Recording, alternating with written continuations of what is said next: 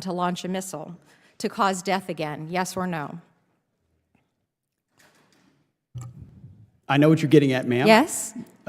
But it is So lastly, men and women sir, carry equipment differently, lastly, a 155 round lastly, differently, sir, a rucksack differently, reclaiming a 240 my Bravo time, machine gun I asked differently. about There missiles are and drones. Hegseth got exposed the moment he couldn't answer the simplest question in the room.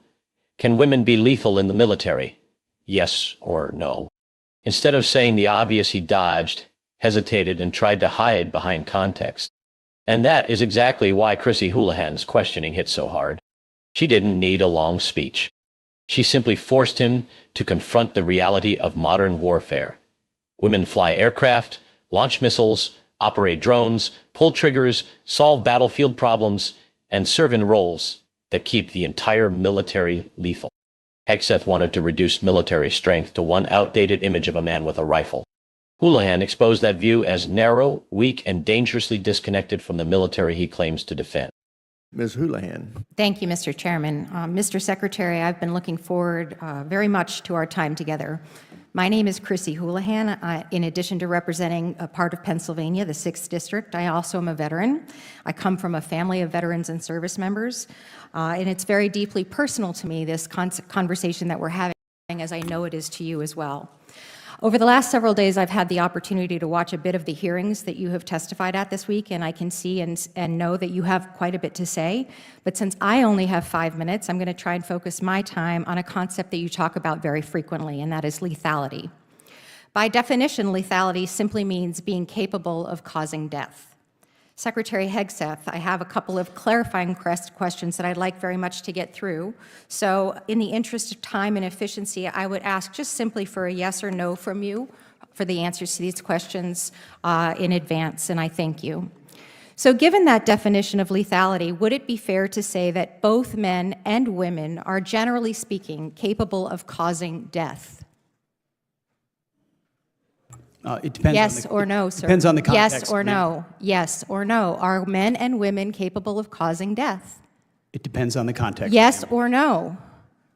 It depends on the context. It's unbelievable to me that you can't come up with an answer whether or not a man or a woman can cause death. That's an obvious yes. Would it be fair to say that the U.S. military trains our soldiers in multiple ways to be capable of causing death, whether they are men or women? That's a big part of our job. Yes. Would it be fair to say that both men and women are capable of pulling a trigger of a rifle to cause death?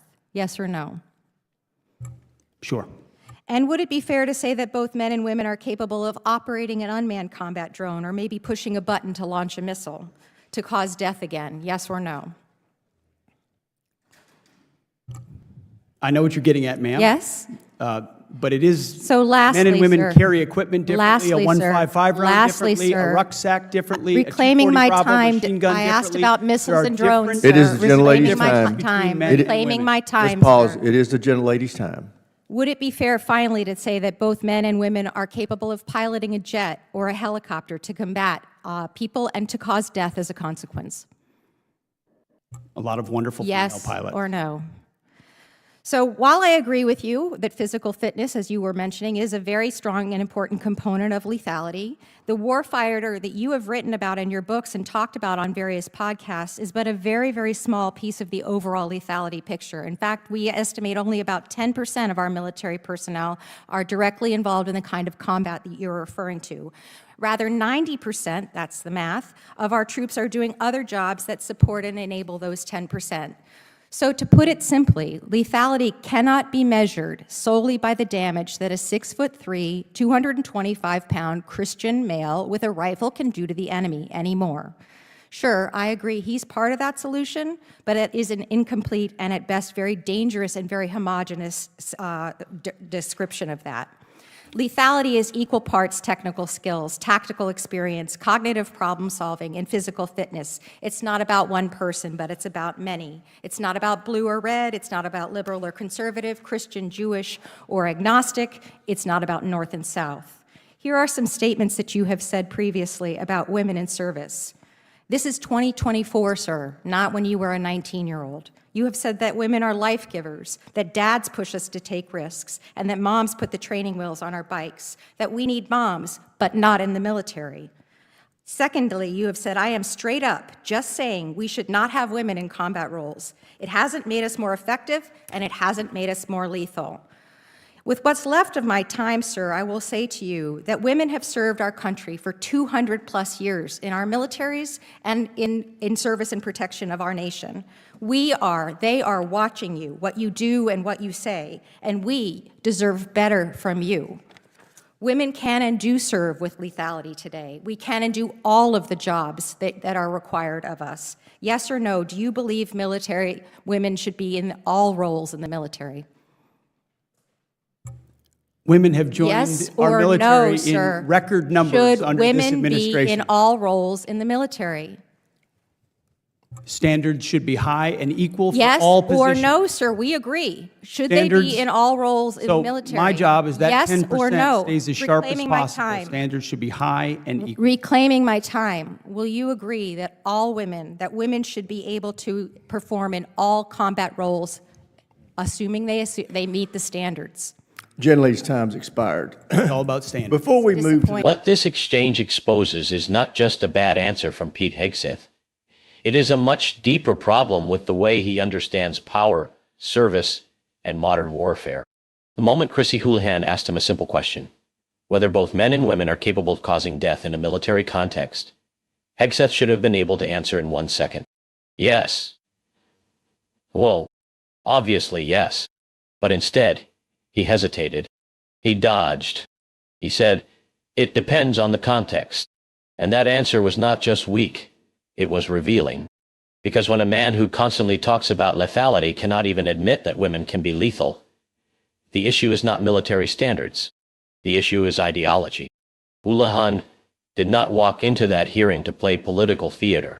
She walked in with a strategy. She knew exactly where Hegseth was vulnerable, his obsession with a narrow, outdated image of the warrior. In his world, military strength seems to revolve around one kind of person, physically dominant, traditionally masculine, carrying a rifle, fitting a very specific cultural mold. But Houlihan forced him to face the military that actually exists today. A military where lethality is not just about who can carry the heaviest pack. It is about who can operate drones, launch missiles, fly aircraft, analyze intelligence, make decisions under pressure, maintain complex systems, coordinate missions, and support combat operations across an entire battlefield. And that is why Hegseth looked cornered. Every time Houlihan moved the conversation into the reality of modern war, he tried to drag it back to physical standards. She asked about drones and missiles. He talked about carrying equipment. She asked whether women can perform lethal military functions. He pivoted to standards. She asked whether women who meet those standards should be allowed in all roles. He still would not give a clean answer. That is not strength. That is evasion dressed up as toughness. The most damaging part is that Houlihan did not need to exaggerate anything. She simply used his own logic against him. Hegseth says he cares about lethality. Fine, die, then define lethality honestly. If a woman can pull a trigger, fly a combat aircraft, launch a missile, operate an unmanned drone, lead a mission, or support the warfighter in a way that directly affects battlefield outcomes, then she is part of military lethality. Period. Hegseth's problem is that this reality does not fit neatly into the image he has been selling.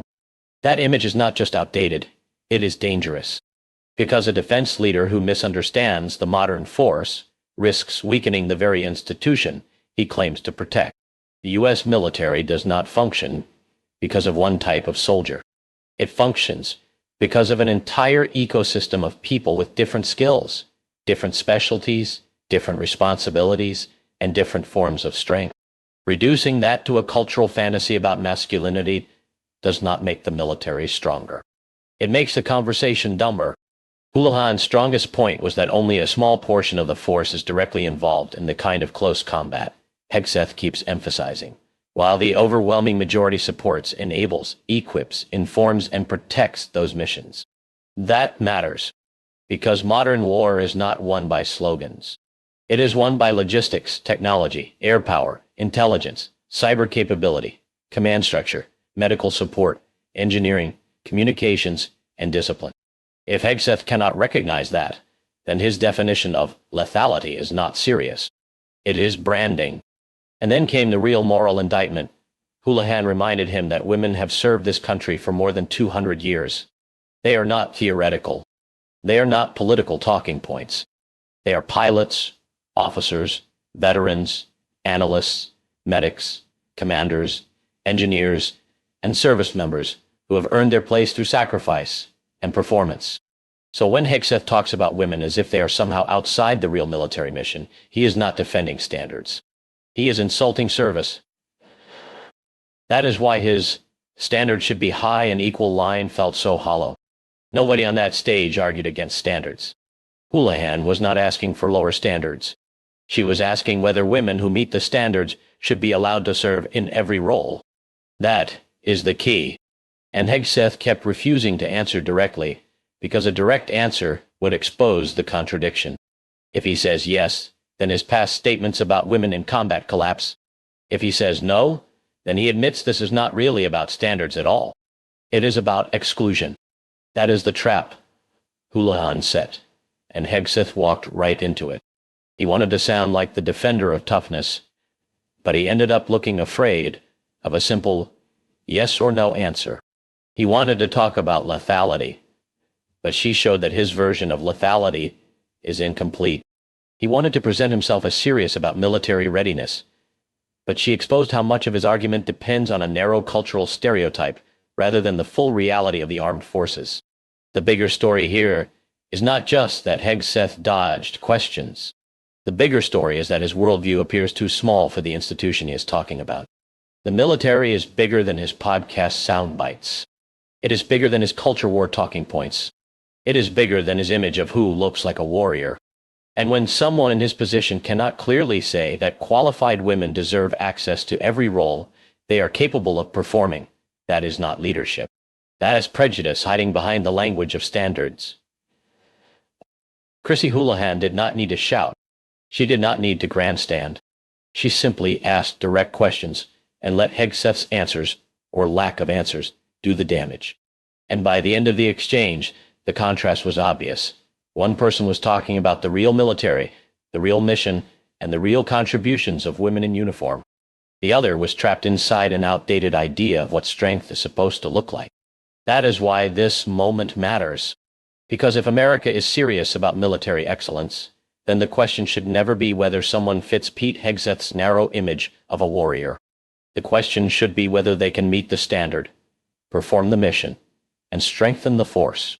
And if the answer is yes, then they belong there. Hegseth tried to hide behind standards. Houlihan exposed the truth. Standards were never the problem. His vision was.